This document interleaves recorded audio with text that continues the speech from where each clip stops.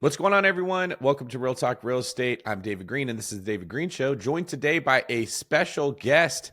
I got Raging Al Iaquinta, the New York, Long Island bomber of real estate. This guy's crushing it out there, giving great service to his clients. He's also a real estate investor, a buddy of mine, and we're going to be tackling your questions today on the David Greene Show, Seeing Green Style. If you'd like to be featured on the show, I'd love to have you. Head over to davidgreen24.com/ask where you could submit your question. You can even ask Al how he was able to maintain such a pretty face despite getting punched in it so many times over the course of his career. Cover, duck, move, roll. They can't hit you if you hit them first, David. These are some good platitudes. Like, if we go into a big trade war with China, do you think maybe you could write some fortune cookie sayings for everyone, since we won't be getting them from them? Oh, man. Absolutely. Let's go. All right, everybody, before we get into it, today's show is sponsored by The One Brokerage, my mortgage company. We've got conventional loans, VA, FHA, DSCR, HELOCs, bridge loans for fixing and flipping. It's The One Brokerage where you can go for any kind of loan, great service, and competitive rates. So hit me up on Instagram at davidgreen24. Send me a message that says you'd like to get connected with a loan officer, or check out our website, theonebrokerage.com. You can also email us at intake@theonebrokerage. All right, let's get into our first question. Hey, David. My name is Joshua. I'm a real estate developer and investor in Missouri. Our play is we will take like industrial spaces and repurpose them into multifamily, into apartments. We've done really well through that, and as a result, I've got a lot of people, wanting to give me money and partner and etc. And my question is really from one Christian to another. 2 Corinthians 6 talks about how believers are not supposed to be unequally yoked with an unbeliever, and that's normally applied to the relationship between a husband and a wife, and how a Christian should not marry someone that's not a Christian, but it's often applied in a business relationship as well. And my question really is, should we as Christians involve ourselves in real estate transactions and partnerships with people who aren't Christians? And if that's not prohibited by that text, like it seems like it might be, what are maybe some safeguards that we can take in place, and just ways that we can think through that text to ensure that we're honoring God and His Word? Thanks a bunch. Wow. Okay, Al, first question ever on the Whoa. Seeing Green episode. Oh, you just threw a freaking fastball at me. That guy went into it. He's got some he's got like a moral dilemma, it seems like, with doing business with somebody who's not of the same religion. And I think, listen, there's good people, there's bad people. That's my religion. You know what I mean? As far as it goes with that, you practice with your people. You definitely look out for your people, but you can't not do business because they're a different religion. That's just crazy. Yeah. He's referring to a verse that is talking about getting married. And so it was Paul that was like, look, you can't marry someone of a different religion because you guys are going to be pulling in different directions. Basically, it comes down to what God you worship and what value system you have. So if you have someone that runs their business like, hey, we put our client first, we do right by the customer, we trust that everything's going to work out, that's a value system. You can make an argument that that comes from a specific God. And then you could have someone else that says, hey, we worship the almighty dollar. If it makes dollars, it makes sense. We're just trying to get a commission here. We're trying to run a business. If some people got to get thrown under the bus, then that's the way it goes in the law of the jungle. You're going to have a hard time running a business with somebody who has a completely different value system than you do. And in a marriage, that's even more so. So I don't know that this verse really applies across the boundaries of marriage. I think there's wisdom in it, like you said, Al. For sure, if you have a completely different value system than somebody else, you're going to be butting heads with them in business. And I found myself with that exact same scenario many times in life. I started a lot of companies when I was, well, not really a lot, but a lot in a short period of time when I was doing the bigger pockets thing and things were moving quickly. And I quickly found that not only the people that I started a business with, but often the people that you partner with, because our world's kind of more of a 1099 world than a W-2 world, they didn't have the same value systems. They treated our customers like a paycheck. They just wanted to get a transaction closed and get paid. And I was constantly just banging on their head like, hey, I need you to treat these people the way you would treat your aunt or the way you would treat my mom. You can't treat them like they're just a number that comes through. So I do think you need to be vetting the values of the people you get into business with, which is probably what he was getting at there. What's your thoughts on that? Yeah, definitely the values. Listen, if you can do good business with the people, if your church brings you to the people that you do end up doing good business with, then by all means, it's, that works out. You're kind of like doing it with your friends and your people, but I wouldn't, I wouldn't shun away business because they're of a different religion. You can't, I mean, you can, but I think Well, what it's about giving away equity in your company though? That might have been what he's getting at. giving away equity in your company. I mean, if it's a partnership that works, I wouldn't let that get in the way. I wouldn't let that. I don't think that. I don't think that the Bible or any verse. I don't think that's what they're trying to say. I don't think there's any reason for that. I mean, I don't. Whatever makes you happy, bro. But I wouldn't do it. You know what I mean? I'm working with good people, all religion, all race, all creed, all sexual, whatever. You know what I mean? If you do good business, you do right by me. Whatever you, whatever you study, whatever you pray to, I'm cool with it. Way to handle the first curveball that you're ever going to That see. was that The was a good first one. and the worst on Seeing Green. I didn't have that plan. My show producer puts these together, and I was like, is this going to be about multifamily? This is really good because I don't think that Al has experience with this. And then he completely threw the Jesus bomb in there. There you go, Josh. Thank you for your question. I like what Al said. A lot of people can throw around the name of God, or they can even say they believe in Jesus, but that doesn't mean much because, like the Bible says, even demons believe in Jesus. They believe that he was the Son of God, that he died for our sins, and everything else that Christians believe. They would agree with all of it. It doesn't mean that they're following him. So like Al said, look at the value systems of the people that you're working with. Do they actually believe in treating others better than themselves and treating others the way that they want to be treated and putting other people first and operating with integrity? If so, that's their religion.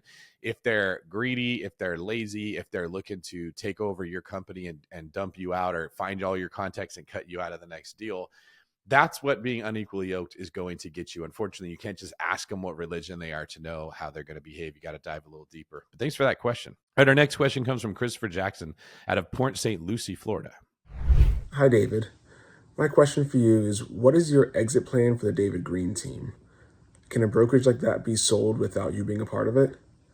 I feel like being an agent is kind of like being a doctor where you are the business versus it being kind of an asset in and of itself. I'm not an agent currently, but I'm pursuing that and interested in it.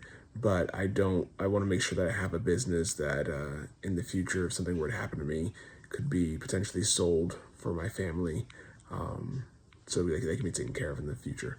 So, yeah, just wanted to know what your exit plans are. Thanks.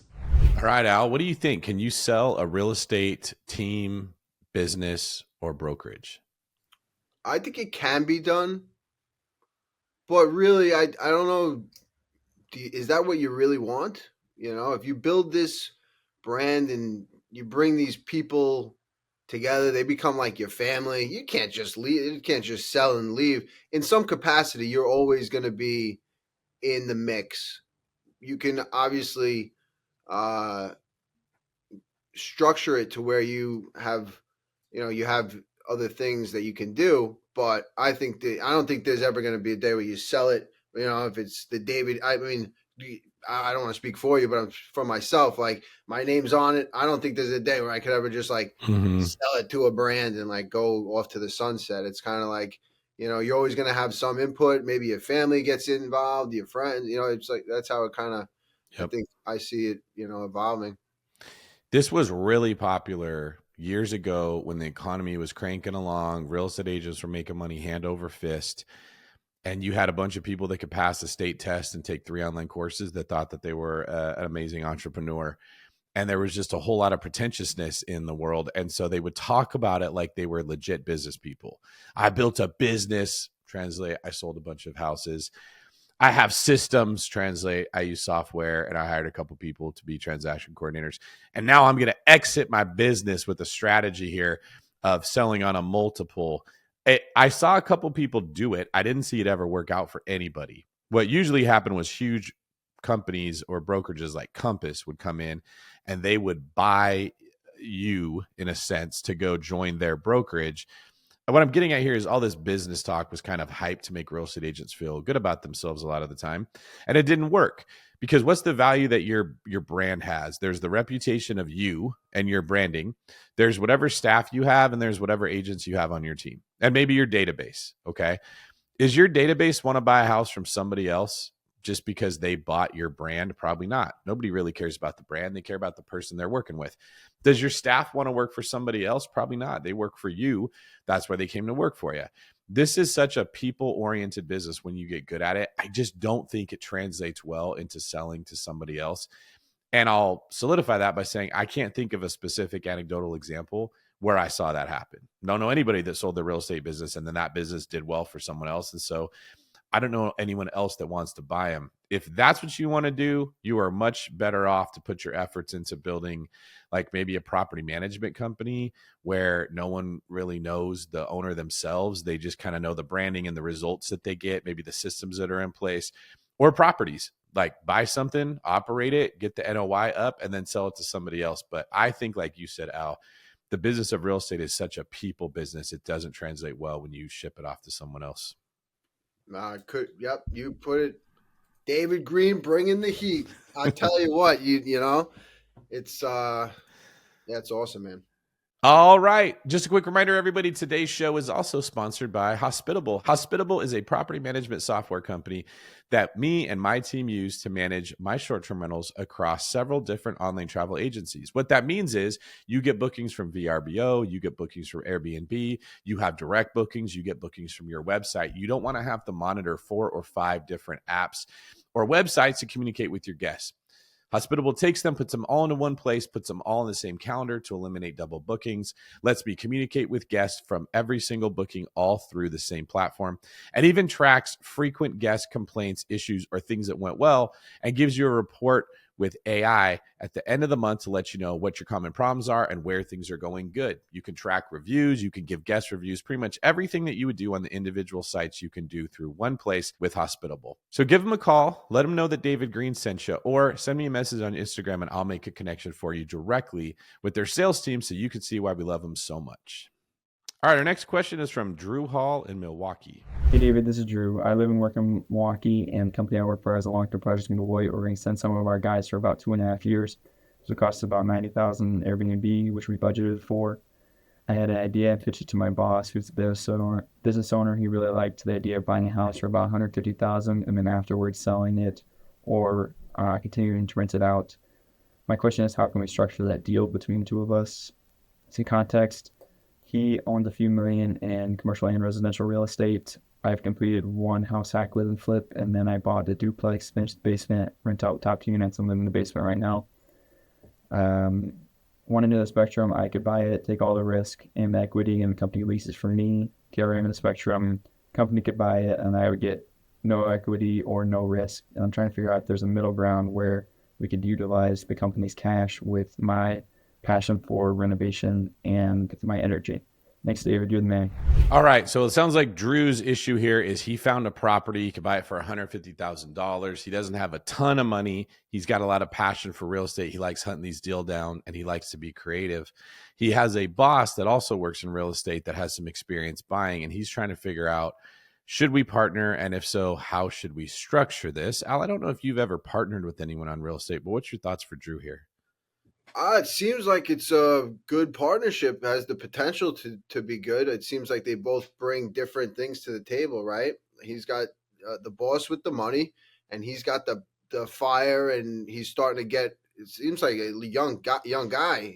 He's off to the races already. Did a live-in flip, right? He said, and what was the other one? He's doing a house hack where he's living downstairs and then he's house renting hack, out the upstairs. Flip, like, dude, that's like he's got, the knowledge. He knows what he's doing probably at this point. He'll, I'm sure there's still some things you can teach him, David. You know what I mean? But he's sounds like he's got a great partner too. Yeah. So as far as structuring it, he's trying to figure out here, like, do I want to give away equity because then I'm taking on less risk, or do I want to keep it all and I keep more risk, but then I get their money? It doesn't sound like the boss is as hyped about this as Drew is, which is probably because he's doing boss stuff. He's trying to run a company. He's just looking for a place to dump his profits and maybe shelter some of his tax burden with the income that's coming in. And Drew's a little bit more eager. Let me get after it. I'll just do whatever it takes. I would probably ask the boss, how would you feel about getting return on the money that you let me borrow? You put a lien on this property in case it doesn't work and you get to take it over. And then maybe I'll give you 10, 15% of the equity as well. So doing something that he mostly gets a straight return on his money so you don't muddy the waters too much. And then he gets the assurance that he can get his money back if you fail it by putting a lien on the house, that he could take it over. Then maybe sweeten the deal by giving him somewhere between 10 and 20% of the equity on the first one. Do a couple of these, and then maybe you can eliminate the equity portion and you can just pay money to borrow somebody else's cash to do the deal. What do you think about that? Yeah. Ease your way into it. It seems like, I don't know if you know better than me, David, but maybe on this one, really kind of show him what you can do. Yep. This is kind of, and then from there you can kind of chip away, and they'll be more apt to give you whatever you want or structure it the way you want. But for the first one, get in there and knock their socks off, make everybody some money, and then there you're golden. Sounds like a good partner. I like, it's inspiring me. I like the way this young guy's thinking. That's a great answer. I'm curious, in your fight career, both Ultimate Fighter and UFC, you were known as Raging Al. Did you ease your way into anything? That's a good point. I don't think I have. Do as I say, not as I do. There's some wisdom here in the ways that you had to learn some things, I got all the right? answers for you. I got all the answers, but I might not have done it myself.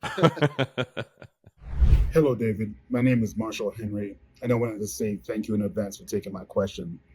I wanted to get your opinion on a real estate question I've been thinking through. I currently live in Steamboat Springs, Colorado. My wife and I own a condo in Steamboat and a triplex in Craig. Craig is about 45 minutes away from Steamboat, and has historically served as an overflow market for Steamboat. With the high price of homes and rents in Steamboat, many in the local workforce is looking to surrounding areas like Craig for more affordable living options. And as a result, the renter pool in Craig has steadily been growing. However, the future of Craig is uncertain due to the planned retirement of local coal plant and mines, which are expected to close within the next 5 to 10 years. These facilities currently account for about 50% of the city's tax revenue. While I'm not sure exactly how this will impact the area, I imagine the loss will be significant. So here's the question. When considering where to buy next, does the growing renter pool in Craig make it an attractive market, or does the city's impending loss of tax revenue outweigh this opportunity? A third option would be to continue looking in Steamboat, where the market is stronger and more stable, though the properties there are much less likely to cash flow and or break even. It's the classic cash flow versus appreciation debate. Well, what gives me pause is not just the potential loss of jobs in Craig, but also the broader impact of losing many high income earners and a major source of the city's revenue. Do you think this is a valid concern? Thank you for taking my question, and looking forward to hearing your take. All right. So what do you think about Marshall's dilemma?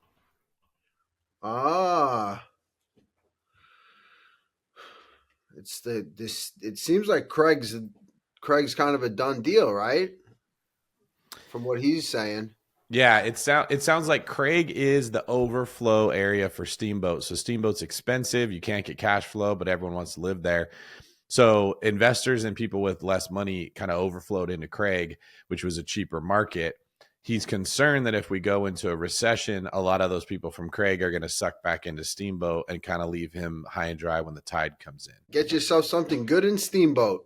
Sounds like, kind of a little more steady. It's not going to be as crazy cash flowing, but I don't know. Who knows? With all this 50% tax revenue lost, they're closing up shop, and that scares me. Right? I don't know. I don't like that. That sounds like not good. People losing money, losing jobs. You just hear your tenant, I lost my job, I can't pay, and you know what I mean? It's unfortunate. Hopefully that doesn't, they figure something out, but Yeah, when the market's really hot, which is what we have been used to as real estate agents, as real estate investors, as real estate professionals for the last 10 years. See, we think it's normal that houses sell like this. This was an incredibly hot market in a really good economy, fueled by a lot of government stimulus that just kind of made money cheap and easy to get. So everybody spent it really easily. In those conditions, you're looking for the next hot market. Where's something moving to? What's the overflow going to be? Where's the suburb that everybody's going to leave New York City and they're going to spill into Long Island, or they're going to spill into some city right outside of Long Island, like in Owl's Head? And so the developers, the real estate investors, we're always trying to get ahead of where the demand is going. But when the economy goes into recession, it contracts. And that means that money gets sucked back into the system, but also real estate functions the same way. All of those peripheral cities, they tend to suck back into whatever the economic hubs are. So you see people like, man, I don't want to spend that money to have to drive all the way out there. If I could get something cheaper in the city, I'm going to go there. And in the city right here is just a euphemism for in the more popular areas. So Steamboat's really popular because a lot of people like to go up there to ski. They would rather be in Steamboat closer to where the lifts are than out in Craig where they're going to have to drive further.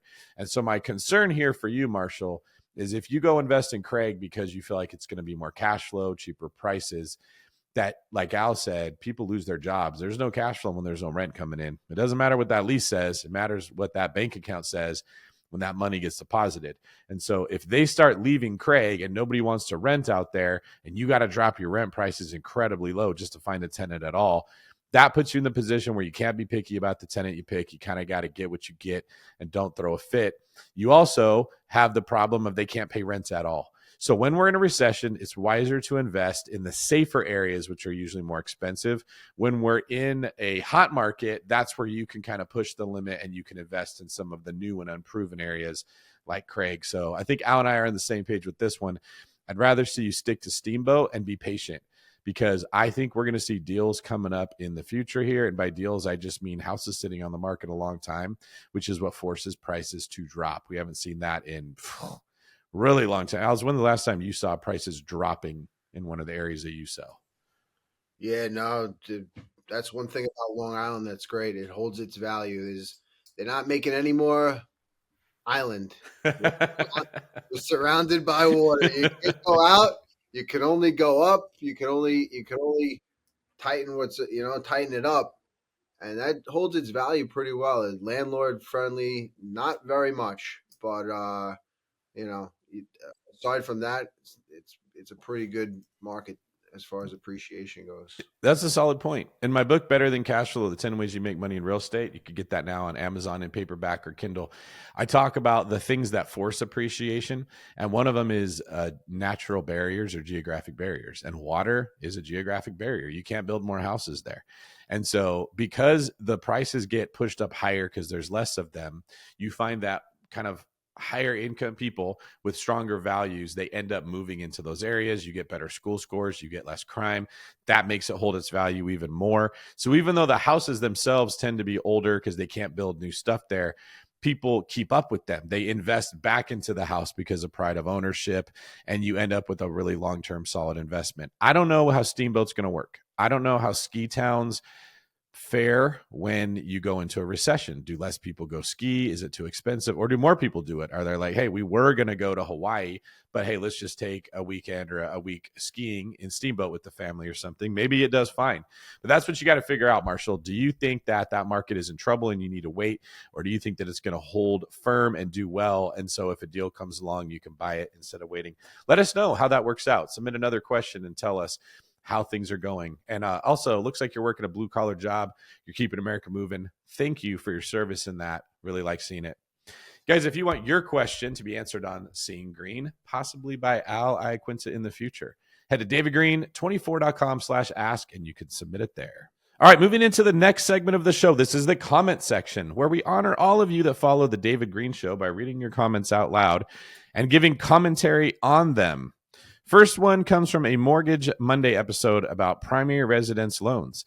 David, how difficult is it to qualify for a primary residence after leaving a W-2 job? I want to leave my job, but I haven't found the right home.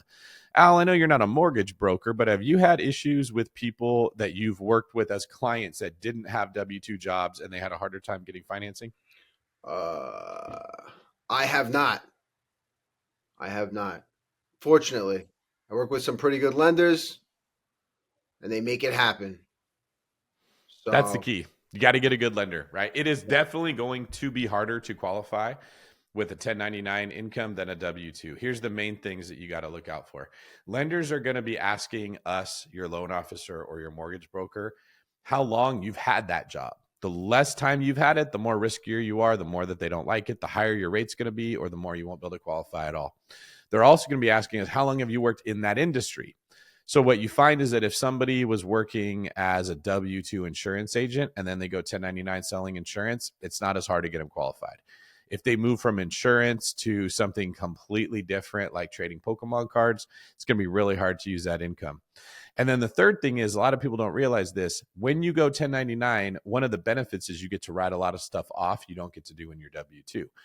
So don't take this as tax advice, but in many cases, your car can become a write-off, meals that you eat out with clients that can become a write-off, travel that you take can become a write-off, your home internet can become a write-off if you work from home. You get all these things that get to write off your income, which is great. Less taxes. We don't like those, right?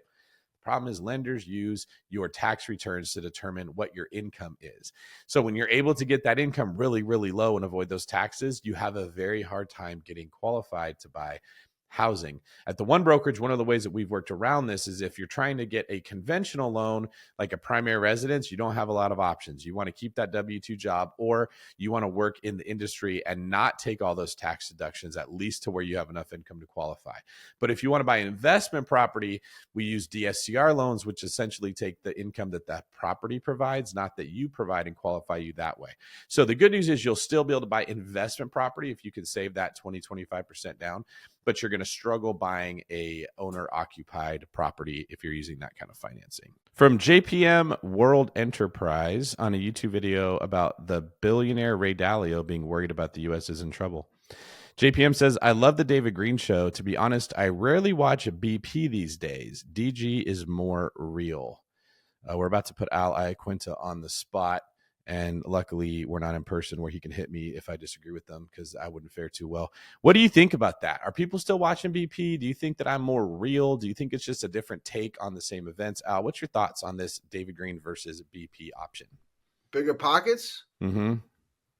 I don't know. Are they still around? You know what I mean? I haven't heard. I don't know who does the. I don't. Yeah, no, I don't know. I haven't followed, too closely. You know what I mean? I got my certain sources that I go to, and you're one of them. Yeah. Who else do you like? That's a good question. Who else do you listen to? Who should we give a shout out to? Ricky Carruth, Tom Ferry. I like a lot of what Ricky Carruth says. Really, Yeah, that's real estate agent information, right? Yeah. It's that's pretty. That's all I listen to is really. You were at an event of his recently, right? How'd that go?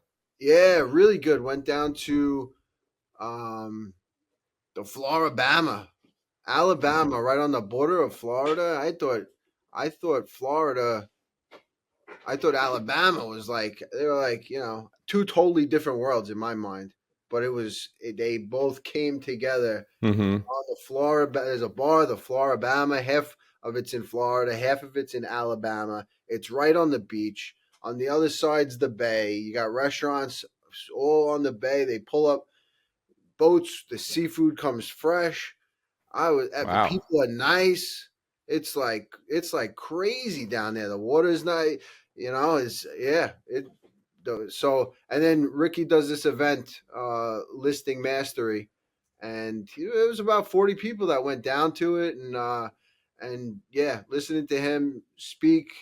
He had one of his an agent that is a very successful agent with his program spoke as well, and came away with some really good knowledge and some really good connections with agents from like all over the East Coast and the South area. I'm gonna have to check that out. I've never been there. I just saw the MTV show. It put a bad taste in my mouth, so I probably never really took it that serious. But I do think one of the new areas that's going to blow up in the future is Alabama. I think that a lot of the people that move to Florida are going to leave and go to Alabama because the insurance is insane in Florida, and Alabama, the cost of living is a lot lower. The cost of living in Florida used to be pretty cheap. That's why retirees all moved there from New York. Man, I don't know if you've been there lately. It is not cheap. Their housing is expensive. Their insurance is expensive. Their cost of living is expensive. I got some stuff in South Florida, and it's brutal. What's your thoughts on, because you're in the New York area, do you hear people talk about maybe not moving into Florida and going somewhere else to retire? I think that might be a good option. I was talking to uh, the agents that lived in the area, and they said it's there's a lot of inventory, especially with the condos. They sit on the market for a little bit, and I'm like, what's going on? Why is that? You know what I mean?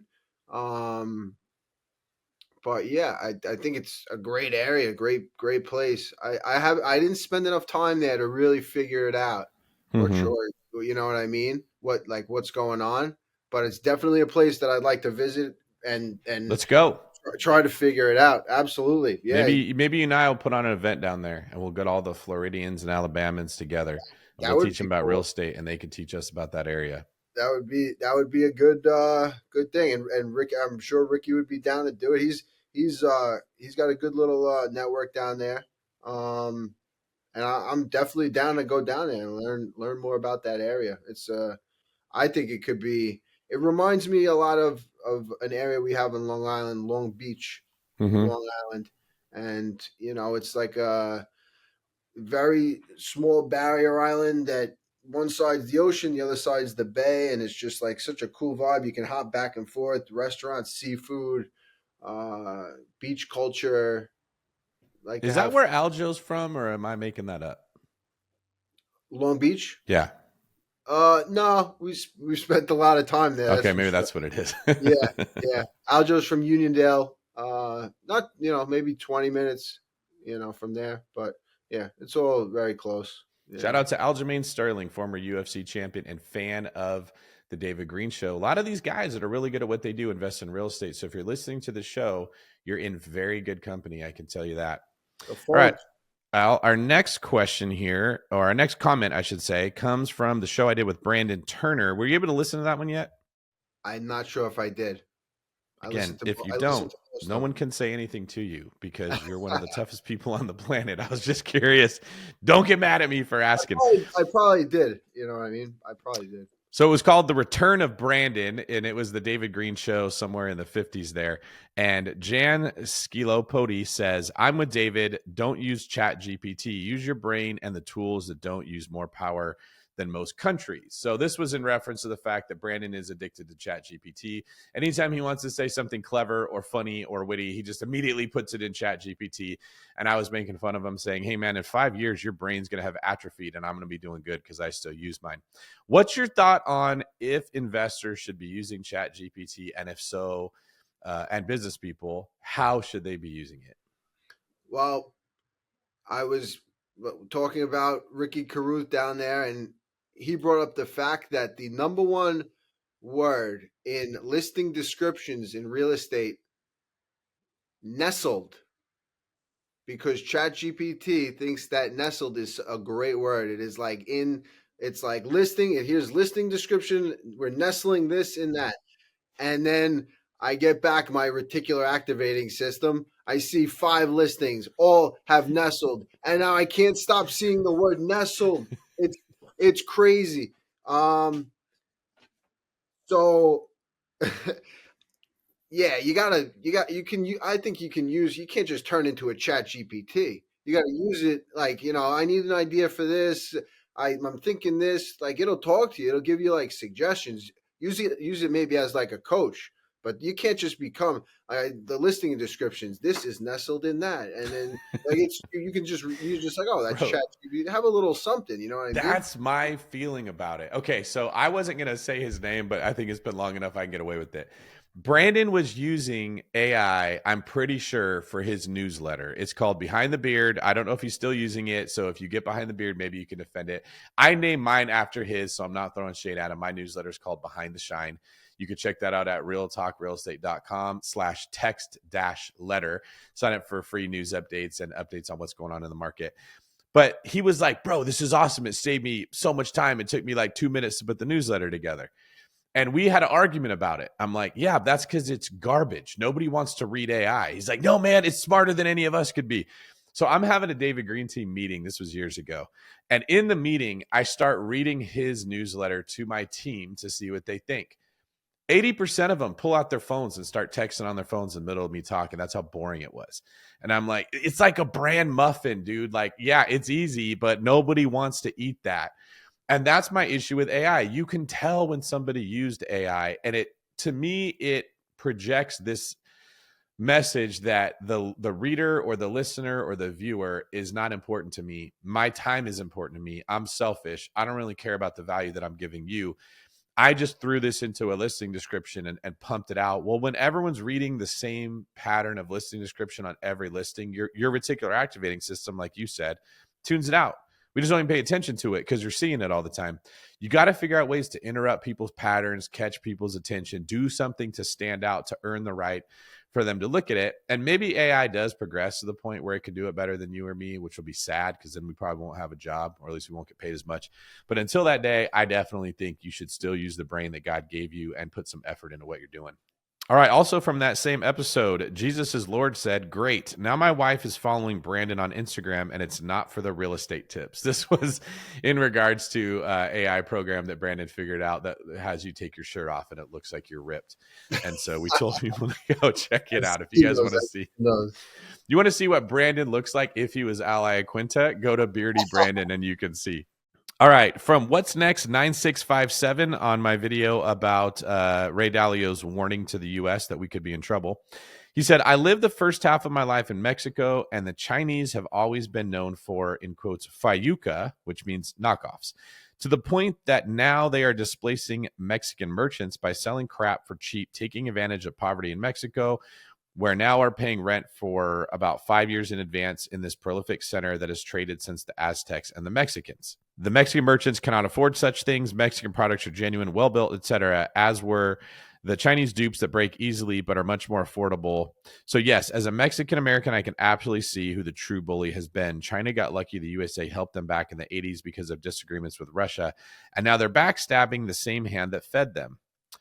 Did I mention I'm Mexican born and raised? Always make up your own conclusions. All right, so this is in regards to the fact that the Chinese, in order to get around some of the tariffs, like I mentioned in the video, that what they're doing is their companies are saying, hey, those Nikes that you think are American made, that Prada bag that you think is American made or made in Italy, they make it here. We have what it looks like. We have the IP. We have the blueprint. Just buy it from us. And even with the 400% tariff, we can sell it to you cheaper than those really big corporations that are charging so much. And they're threatening to just steal the American company's branding and ideas and sell it to countries instead. Do you have any opinions on how Americans should look at this, how business owners should look at this, and the overall trade war that has so many people in the country just kind of emotionally disturbed? What was the guy who asked that question? He was a Mexican American, and he was basically saying, hey, I live in Mexico and we make better stuff here, and you guys keep sending your deals to China. If you put a plant in Mexico, it would be better quality. You wouldn't have to worry about it getting ripped off. Let's do it, man. Let's go. I don't know. I'm too worried about, I got too many buyers and sellers that I got to help. You know what I mean? I don't know. I don't know what he does for a living. If he's that passionate about it, get in there, make something happen. But otherwise, I got work to do. That's a great point. I mean, if everyone takes the attitude that you have, Al, we'll just all be productive in America. We won't be as reliant on other countries, and we won't really care what it is that they're doing. Yeah, what are we gonna crawl? We're gonna, everyone in the country is gonna say what they think should happen, and just freaking argue all day. Nothing gets done, or a few people, everybody else get to work, figure it out, trust in the people that are going to make it happen, and hopefully they do. But, you could worry yourself to death, or you can get going. We're going, David. Come on. I love it. I could listen to Al talk all day long. Let us know in the comments if you guys also like Al's voice as much as I do. It's almost like you're a character in a TV show or something like that. Like you're playing Al in real life is what it feels like. It's just like have fun, man. You know. Oh yeah, you got to, man, because if you're selling houses or you're in real estate, you don't have fun, you will go crazy. This will melt your brain like scrambled eggs. You got to find some way to get through, especially in markets like the one we're in right now. All right. Yeah. Moving on to the real news report. This segment, we go over relevant news information in the world of real estate investing. This article comes from Housing Wire. It says, "Make U.S. housing great again, a 25-year surge." There's a 25-year house surge coming, and here's how demographics, policy shifts, and innovation will shape the American dream. A historic housing boom awaits because the U.S. is apparently on the brink of a 25-year housing boom, potentially the largest in history. It's set to drive explosive economic growth, building generational wealth for millions. A demographic double whammy is squeezing the U.S. market. Millennials and Gen Z, totaling over 140 million people, are hitting prime home buying ages, the 30s and the 40s. Delayed by student debt, they're now forming households at a record pace. Meanwhile, baby boomers are downsizing, offloading homes into a market short 4 to 5 million units per the National Association of Realtors. The U.S. faces 4 to 5 million home deficit from a decade of underbuilding post-2008, per the National Association of Realtors. In Austin, Texas, a 3-bedroom listing might draw 30 bids, pushing prices up 10%. And Canada's shortfall is similar, with 1.8 million homes needed by 2030. Single-family home building must surge to close these gaps, making construction a cornerstone of economic growth over the next 25 years. So the thought here is that even though we're hearing so much talk about the housing market slowing down, which is true, people aren't buying houses as much, though that's local, because from what I hear about you, Al, it doesn't sound like the area in New York you are is slowing down at all. You guys are still rocking and rolling. California is slowing down a lot. I think some of the big cities, like maybe New York City, has slowed down some from where it was, but people still want to go to where it's safe. They got some space. There's good amenities like the area that you're selling. Didn't you just say that Wantagh County is the safest county in the country? Nassau County. Nassau County. Yep. Safest. I mean, well, it's definitely a seller's market. You know, buyers are there's people looking to buy. There's just no inventory. Everyone's holding on to those 3%, 2% interest rates. It's like a house goes on the market and they're fighting. It's a war. You know what I mean? It's crazy. Multiple offers, over asking price. Like, you know, but working with the buyers, you're going to war. That's right. If you guys want to buy or sell a house in Nassau County, in Wantagh, in Long Island, you want Raging Al fighting for you in that war. So we're going to give his contact information at the end of the show. Hit him up if you want to buy or you want to sell out there. It sounds like there's just crazy pressure. You have downward economic pressure, like job growth is kind of stale right now. Wages haven't grown in a really long time. People are worried about tariffs, and inflation is making everything more expensive. At the same time, the need for housing is growing at an incredible rate. People need houses. They're hitting home buying age. You can't live with your mom forever. When you're 35, it's time to get out of that Ninja Turtle sheet bed that you're in. Get your own spot. So something has to happen. We need to build more homes, but people don't want to buy them. There's something brewing in the world of real estate. And this article thinks that is going to turn into an explosion that could last for 25 years of housing upside. It's just so hard to know in the moment. Real estate definitely doesn't give you any guarantees. There's no guarantees in this game, but there's always good deals to be had. You can't guarantee anything, but if you find a good deal, it's better than a bad one. That's for sure. All right, this article comes out of Newsweek. The housing sector has scored a temporary reprieve from new tariffs, but builders warn that the overall construction cost outlook remains bleak despite the win. The exception of Canadian lumber from the Trump administration's latest round of global reciprocal tariffs is being celebrated as a key victory for housing.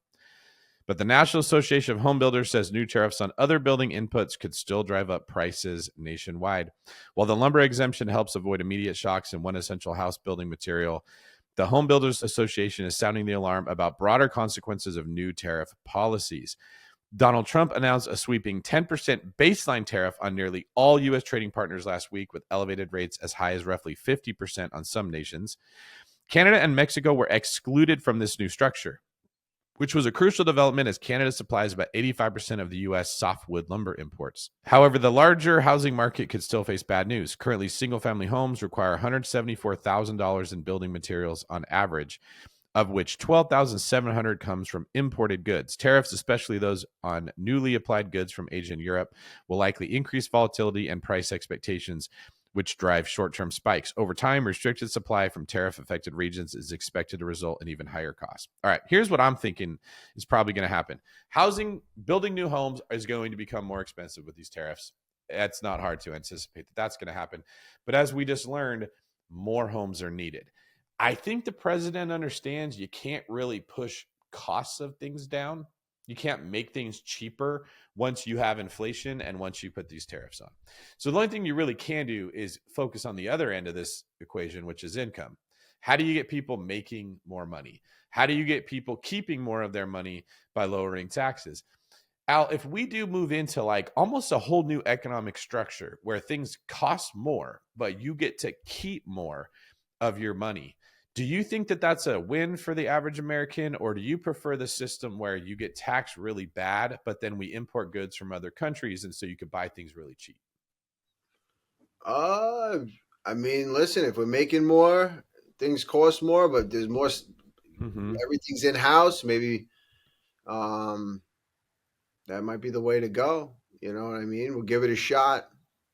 Sounds like that's the direction we're going, right? I think there's no other way. Like, I think that you can't get expenses down. So you got to do something to try to get income up. And that's good for real estate, because if people are making more money and they're keeping it and they're spending less stuff buying junk on Amazon that you don't need, hopefully they put more of that money into things like investments, into housing, into rental properties, into their future retirement, which means that we need more good servicers for people that work in that industry. We need more good real estate agents. We need more good loan officers. We need more good insurance agents that provide good services for the people that are moving in that direction. So I think it's going to be tough for the near future, but it's not a bad time if you've always wanted to be a real estate agent, if you've always wanted to be a loan officer, even a contractor, to go get your license and start kind of like learning the industry when it's not gangbusters. It's just, you could kind of take your time, like you said, to feel your way out. And then if we do see a big boom and America is exploding in economic prosperity in the future, you're already set. You're ready for that. You're in shape, right? You don't want to wait until like a week before the fight, before you start your fight camp and start training. You want to be ready at any minute to be able to jump in there and go. And I think too many people make that mistake. They watch the news, they see what everyone else is doing, and then they try to jump on a bandwagon once it's kind of already too late. Get in, get going. Agents, contractors, listen to David Greene, DG4P. David Greene for president. You're going to be my campaign manager if that ever happens. I'm in. Never steered me wrong, David. Man, I could double dip, because I could have you as my bodyguard and my campaign manager and save money. There we go. The last segment of the show, Quick Hitters. This is where we take comments from Instagram, from YouTube, and we play them because they were funny. Priscilla Danielle Design says, David is a beast, but you don't really know until you meet him in person. Al, when we first met in person, what was your first impression of me? I said, what the heck? Dude, you're a big dude. You don't, right now, me and you are the same height. You know what I mean? Generally, the same like body size right now. In person, I go, what the heck? Big dude. You're a big dude. Scary dude. Don't want to dare. And David Greene knows what he's doing too. He's been in there on the mats. He knows. So don't let the stature on the computer get it twisted. And this is why you have to be the most scared of the most humble people, because insecure guys would probably be like, he doesn't look that big. The bigger they are, the harder they fall. But guys like Al that could like kill you with a pencil, he's like a John Wick walking around. They're the most humble. They're the most nice. They're like, I don't want any problems, man. Like, it's okay. Because what they're really thinking is, I don't want to get sweaty and have you tear my shirt. But they know that they could just cut right through you. So thank you for that. But that's what you should look for in the people you don't want to mess with. It's the most humble, polite, Bruce Lee type people that will destroy you. All right, from Jeff Scalcano says, some criticism from my irrelevant standpoint, keep these videos a little shorter. I look at the 40-minute ticker on the video, and that makes me not want to even start the show. This is from YouTube. Here's what I decided. I thought this was actually good advice, even though it was critical, because you can learn from your critics a lot of the time. So here's what I started doing specifically for Mortgage Monday. We film a show on YouTube and try to keep it under 20 minutes so that everyone watches it. We then have an extended version of the show that picks up where it left off at the 15 to 20 minute mark that airs on Apple and Spotify as the podcast. So if you guys are like, man, I really like this, but I can't commit an hour to listening to a complete episode on YouTube, hey, hang in there. We're working on making the content shorter and you can go catch it on the podcast. And if you guys want more deep information like you just got from Deep Dish Ally Quinta, head over to the podcast, subscribe on Apple and Spotify. You can get it there. Listen, if you don't like it, change your station. David Greene is you're gonna you want us to shorten the show? What? It's too long? You're getting free knowledge, dude. Are you kidding me? If you don't like it, Mike Tyson, if you don't like it, change your station. The Bigger Pockets podcast is still somewhere on there. You can go find the Bigger Pockets if you we don't need your criticism about how long the show is. Just shut up and listen, guy. You heard it here first. Raging Al on the David Greene Show. That was awesome. From BizBuck1, Dave, you are right to mention politics because politics affect real estate perhaps more than anything else. Keep up the good work, bro. A former Bartlesville, OK resident, by the way. Bartlesville is very close to where I'm living right now in Tulsa, Oklahoma. My take on this is like, I don't really push my political opinion too hard on everyone because I just don't think our opinions really matter. The president's going to do what the president's going to do. He's not asking me or anyone else. But I think we should be paying attention to it because it could affect our clients and the work that we're serving them. Do you have any thought on the political input on real estate podcasts, Al? Listen, you got to be, everyone's like themselves. I'm sure there's some that are tremendously political and they, if you have a good view on things, and you always do, you bring it in a little bit, but you're not like shoving it down people's throats and like, really giving like one side. You're kind of a little bit more like, open to everything. I think you're like a real guy, So I think that's what the people, that will be easy to listen to for everybody. I'm sure you could go one way and you'd cut half the people out immediately. You know what I mean? But what good would that do? Because your knowledge can help everybody. So that's why I listen to it, and I'm sure everybody else does. Yeah, that's the idea. Is it doesn't matter what we want to see happen because we're not in the position to affect that. What matters is what is happening, and if like, hey, this is what's coming at you, you can put a game plan together to maximize your efficiency in doing that. All right, last question of the show, or last comment of the show. Why are there so many online influencers hyping creative finance and assisted living? Who's actually running the assisted living? Oh, a little bit of a conspiracy theorist here. I don't know if you're following a lot of like the online gurus that are always selling courses or trying to get you to buy real estate courses, but there is a lot of talk about these like alternative investment vehicles like assisted living, sober living, even rent by the room is becoming kind of popular. Do you have any theories on why they're hyping these non-traditional vehicles so much right now? Well, I think probably because they work. Definitely, I think there's some people that have done tremendously well, and it's an interesting topic. It spurs conversation and it's also a little bit maybe unknown. People are interested in learning more. It's like the new fad, the new craze coming out. It's like, you know what I mean? It's the new house hack, So I think, I think there's definitely something to it. Whether everybody that's talking about it is living it or whether they're just, I don't know. It's definitely. I mean, I think it's good. I think it's bringing a lot of the guru thing. Then you got to be careful. You got to be careful with, who you giving your money to, and yeah, are they actually doing what you want to be doing, or have they done what you want to do, and are they the best person to lead you there, or is it smoke and mirrors? There's I'm sure, and some people help some people, and some people, if I went to a guru, maybe it makes me, it inspires something in me that makes me go for it. Whereas maybe somebody else would be like, this guy's a crock of shit. You know what I mean? Mm-hmm. So it all depends on how you learn from certain people, what inspires, what motivates you and inspires you. So yeah, that's my 2 cents. I appreciate that, man. That's a really good answer. And I appreciate you being here on the David Greene Show, Seeing Green Style, helping spread knowledge to the people that want it. Al, if people want to reach out to you, thank you for your contribution, send you referrals in New York, help let you sell their house, where can they go? At Al Iaquinta on Instagram and Twitter, iaquintarealestate.com. There you go, folks. Let Al know and leave me a comment below on the bottom of this video and let me know what you thought about the show. Do you like Seeing Green Style with a guest? Did you like it when it was just me?